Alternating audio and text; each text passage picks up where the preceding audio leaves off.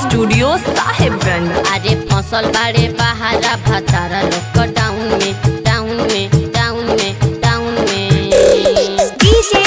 अमित तिवारी फसल बाड़े बहारा भतारा लॉकडाउन में फसल बाड़े बहारा भतारा लॉकडाउन में डाउन में डाउन में डाउन में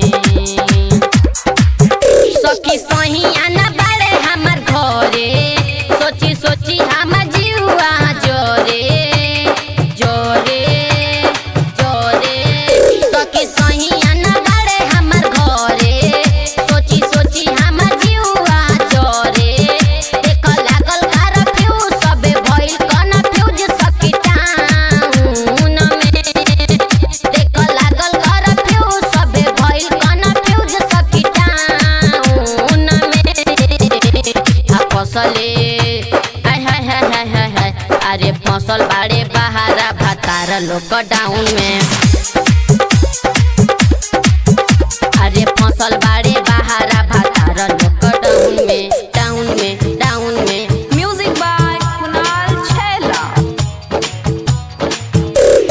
फसल बाड़े बहारा भतारा लॉकडाउन में फसल बाड़े बहारा भतारा लॉकडाउन में खाई भले नून रोटी राखब हम संगे सबके सवांग देखो बाड़े सखी घरे बाड़े सखी घरे बाड़े सखी घरे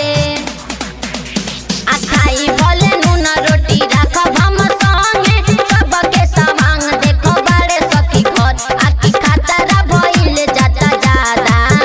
फोन कके कहतानी जल्दी आजा सुन खतरा भइल जाता ज्यादा फोन कके कहतानी जल्दी आजा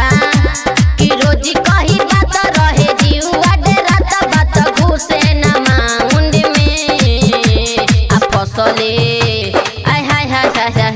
अरे फसल बाड़े बहारा भतारा लॉकडाउन में अरे फसल बाड़े बहारा भतारा लॉकडाउन में डाउन में डाउन में फसल बाड़े बहारा भतारा लॉकडाउन में फसल बाड़े बहारा भतारा लॉकडाउन में म्यूजिक बाय कुणाल छैला। हमरो बलमुआ हो गइले बीजी सरकार खाती हो गइले बीजी हो गइले बीजी हो गइले बीजी हमरो बलमुआ हो गइले बीजी सरकार खाती हो गइले बीजी अब महंगा हो गइल टिकट तोहार में हरी के हो खताटे दिक्कत सुन महंगा हो गइल टिकट तोहर में हरी के हो खताटे दिक्कत बात सुनिला रंगीला जल्दी आवा अपना जिला रह अपना हो टाउन में फसले अरे फसल बाड़े बहारा भतारा लॉकडाउन में अरे फसल बाड़े बहारा भतारा लॉकडाउन में गंगा जल रिकॉर्डिंग स्टूडियो महादेवगंज साहेबगंज।